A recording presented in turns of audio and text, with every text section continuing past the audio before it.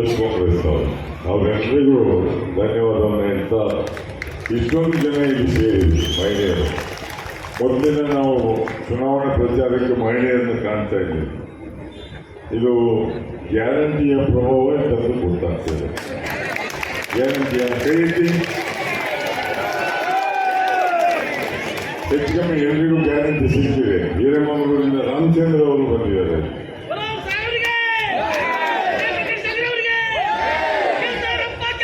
ಸೊರಕೆ ಅವರು ಮತ್ತೆ ಸಂದೀಪ್ ಅವರು ಮಾತಾಡಿದ್ದಾರೆ, ತೇಜಸ್ವಿ ಅವರು. ನಾನು ಸ್ಥಳೀಯ ವಿಷಯಗಳನ್ನೇ ಮಾತಾಡ್ತೇನೆ. ತಾವು 94ನೇ ಇಸ್ವಿಗೆ ನನ್ನನ್ನು ಆಯ್ಕೆ ಮಾಡಿದ್ವಿ. ಆಯ್ಕೆ ಮಾಡಿದ ಕೂಡಲೇ ನೇರವಾಗಿ ಅಂದಿನ ಮಂತ್ರಿಮಂಡಲದಲ್ಲಿ ನನ್ನನ್ನು ಸೇರಿಸ್ಕೊಂಡು ಮಂತ್ರಿಮಂಡಲದಲ್ಲಿ ಕೊಟ್ಟಂಥದ್ದೇ ಮೀನುಗಾರಿಕೆ ಮತ್ತು ಬಂದರ ಇಲಾಖೆ. ಕೆಲವರು ಕೇಳಿ ನನಗೆ ಅತ್ಯಂತ ಬಹಳ ಸಣ್ಣ ಖಾತೆ ಅಲ್ವಾ ಅಂತ. ಆ ಖಾತೆಯಲ್ಲೇ ನನಗೆ ಕರಾವಳಿಯಲ್ಲಿ ಜನ ಮಾಡಿದ ಕೆಲಸಕ್ಕೆ ಇವತ್ತು ನೆನಪಿಟ್ಕೊಂಡು ಪ್ರೀತಿಯನ್ನು ಇಟ್ಕೊಂಡಿದ್ದಾರೆ. ಆ ವಿಶ್ವಾಸ ಶಾಶ್ವತವಾಗಿ ಉಳಿದಿತ್ತು ನನಗೆ, ಅವರ ಮೇಲೆ, ಅವರಿಗೆ ನನ್ನ ಮೇಲೆ.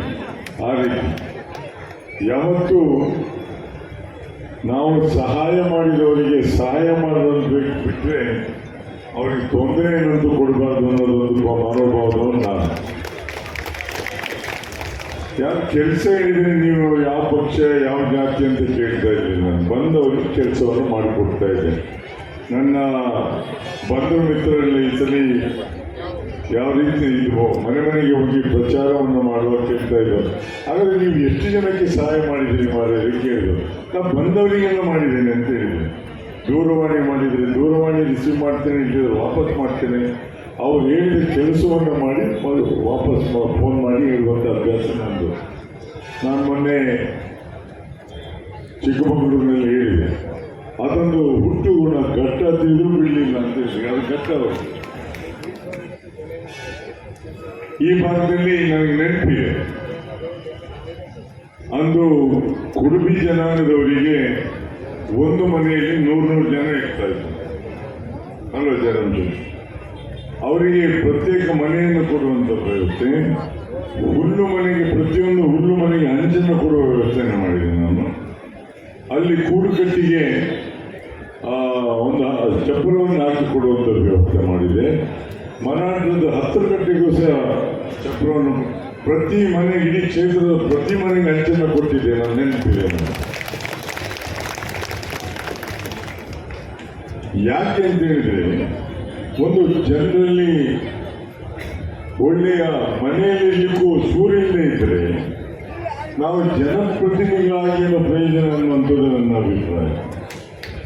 ಕೇವಲ ಆಯ್ಕೆಯಾಗಿ ಬೆಂಗಳೂರಿನಲ್ಲಿ ಕೂತ್ಕೊಳ್ಳೋದು, ಆಯ್ಕೆಯಾಗಿ ದೆಹಲಿಯಲ್ಲಿ ಕೂತ್ಕೊಳ್ಳುವಂಥದ್ದು ಮಾತ್ರ ಅಲ್ಲ.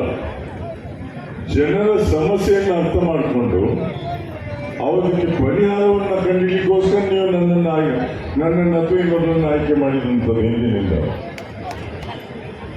ಕೆಲಸವನ್ನು ಮಾಡುವಂಥದ್ದು ನಮ್ಮ ಕರ್ತವ್ಯ, ಕೆಲಸವನ್ನು ಮಾಡಿಸಿಕೊಳ್ಳುವಂಥದ್ದು ನಿಮ್ಮ ಹಕ್ಕು ಅಂತ ನಾನು ಭಾವಿಸ್ತೇನೆ.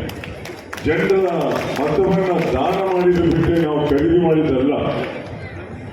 ನೀವು ನಮ್ಮನ್ನು ಆಯ್ಕೆ ಮಾಡಿರುವಂಥದ್ದು ನಿಮ್ಮ ಹಕ್ಕಾಗ್ತದೆ. ಅದಕ್ಕೋಸ್ಕರ ನಾನು ತಮ್ಮ ಹತ್ರ ಕೇಳ್ಕೊಳ್ತಾ ಇರುವಂಥದ್ದು. ಅದನ್ನೇ ಎಷ್ಟು ಅರ್ಥ ಮಾಡಿಸುವ ಪ್ರಯತ್ನವನ್ನು ಮಾಡಿದೆ. ಎಷ್ಟು ವೆಂಡೆ ಡ್ಯಾಮನ್ನು, ನೀಲವರ ಡ್ಯಾಮ್ನಲ್ಲಿ ಉಪ್ಪು ನೀರಿನ ಅಣೆಕಟ್ಟು, ಆ ವೆಂಡೆ ಡ್ಯಾಮ್ಗಳು ಎಷ್ಟು ಮಾಡಿ, ಒಂದೊಂದು ಹೊಳೆಗೆ ಎಷ್ಟೆಷ್ಟು ವೆಂಡೆ ಡ್ಯಾಮ್ ಆಯಿತು, ಎಷ್ಟು ಬ್ರಿಡ್ಜ್ಗಳಾಯಿತು. ಇದು ರೈತರಿಗೆ ಸಹಾಯ ಆಯಿತು. ಡ್ಯಾಮಿನಿಂದಾಗಿ ಅವರಿಗೆ ಪ್ರತಿ ಬಾವಿಯಲ್ಲಿ ಜಲಮಟ್ಟ ಮೇಲೆ ಬಂತು, ಪ್ರತಿ ಊರಿನಲ್ಲಿ. ನನಗೆ ನೀಲವರ ಡ್ಯಾಮ್ ಕೂಡ ಕಾಡೂರಿನವರೆಲ್ಲ ಹೇಳಿದ್ರು, ನಿಮ್ಮಿಂದಾಗಿ ನಮ್ಮ ತೆಂಗಿನ ಮರಕ್ಕೆಲ್ಲ ನೀರು ಬಂತು. ಅದಕ್ಕೆ ನಾನು ನಮ್ಮ ಹತ್ರ ನೆನಪು ಮಾಡಿಕೊಡ್ತಾ ಇದ್ದೆ ಏನನ್ನು ಮಾಡಿದ್ದೇವೆ ಅಂತ. ಇಲ್ಲೊಂದು ಬಾರ್ಕೋಡ್ನ ಬ್ರಿಡ್ಜ್ ಬಿದ್ದೋಯಿತು. ಬಳ್ಳಾರಿಯಿಂದ ಗಣಿ ಇದು ಮ್ಯಾಂಗ್ನೀಸ್ ಮಂಗಳೂರು ಪೋರ್ಟಿಗೆ ಹೋಗ್ತಾ ಇದ್ದಾಗ ಬಿದ್ದೋಯಿತು. ಅದರ ಮೇಲೆ ಓಡಾಟಕ್ಕೆ ಆಗಲಿ ಸುತ್ತಾಕಿ ಬರಬೇಕಿತ್ತು. ಅದಕ್ಕೆ ನಾನು ಆರ್ಮಿಯವರ ಹತ್ರ, ಮಿಲಿಟರಿಯವರ ಹತ್ರ ಹೋದೆ. ಅದಕ್ಕೆ ಒಂದು ಅವರು ತಾತ್ಕಾಲಿಕ ಬ್ರಿಡ್ಜನ್ನು ಆಗ್ತದ ಅಂತ ಅವರು ಹೇಳಿದರು. ಒಬ್ಬ ಜನಪ್ರತಿನಿಧಿಯಾಗುವ ಇಷ್ಟೊಂದು ಆಸಕ್ತಿಯನ್ನು ತಗೊಂಡು ನಮ್ಮ ಹತ್ರ ಬಂದಾಗ ನಾವು ನಮ್ಮ ಕರ್ತವ್ಯ ಆಗ್ತಾ ಅಂತೇಳಿ ಬಂದು, ಆದರೆ ಬಹಳ ಅಗಲ ಆಯಿತು ಅಂತೇಳಿ ಅದಾಗಲಿಲ್ಲ. ಕಡೆಗೆ ನನ್ನ ಸ್ನೇಹಿತರೊಬ್ಬರು ಗುತ್ತಿಗೆದಾರ ಅಂತ ಹೇಳಿದ್ರೆ ಬಂಡೆಗಳನ್ನು ಹಾಕಿ ಅದರ ಮೇಲೆ ಮಣ್ಣು ಹಾಕಿ ಒಂದು ರಸ್ತೆಯನ್ನು ಮಾಡಿಕೊಡ್ತು. ಆದರೆ ಅಂದು ತಾತ್ಕಾಲಿಕ ರಸ್ತೆಯನ್ನು ಮಾಡಿದ್ದಕ್ಕೆ ಬಿಲ್ ಕೊಡ್ಲಿಕ್ಕೆ ಬಿಡಲಿಲ್ಲ, ಅಡ್ಡಾಕಿದ್ರು ಸಂದೀಪ್ ಅವರು. ಆದರೆ ಆ ಗುತ್ತಿಗೆದಾರರು ಕಾಸರಗೋಡಿನವರು ಮನುಷ್ಯರು ಎಷ್ಟು ಒಳ್ಳೆಯವರು ಇರ್ತಾರೆ ಅಂತ ನಾನು ಹೇಳ್ತೇನೆ. ಬಂದು ನನ್ನ ಹತ್ರ ಹೇಳಿದ್ರು, ಸರ್ ನನಗೆ ಒಂದು ಬಂಡನ್ನು ಹಾಕಲಿಕ್ಕೆ 30 ಲಕ್ಷ ರೂಪಾಯಿ ಇದೆ, ಆ ದುಡ್ಡನ್ನು ಡ್ರಾ ಮಾಡಿ ಆ ಗುತ್ತಿಗೆದಾರರಿಗೆ ಕೊಡ್ತೇನೆ, ಅವ್ರು ಡ್ರಾ ಮಾಡಿ ಕೊಡ್ತಾರೆ. ಇದು ಮಾನವೀಯ ಮೌಲ್ಯಗಳನ್ನು ಅರ್ಥ ಮಾಡುವಂಥದ್ದು. ಇದರಲ್ಲಿ ಕೇವಲ ಜಾತಿ ಮತ ಅಲ್ಲ, ಮಾನವೀಯ ಮೌಲ್ಯಗಳು ಬೇಕಾಗ್ತದೆ. ದುಡ್ಡಿನಲ್ಲಿ ಅರ್ಥ ಮಾಡುವಂಥದ್ದಲ್ಲ, ವ್ಯಕ್ತಿಯನ್ನ ಅವನ ಯಾವ ರೀತಿಯಲ್ಲಿ ನಮಗೆ ಸ್ಪಂದಿಸ್ತಾನೆ ಎನ್ನುವಂಥದ್ದು.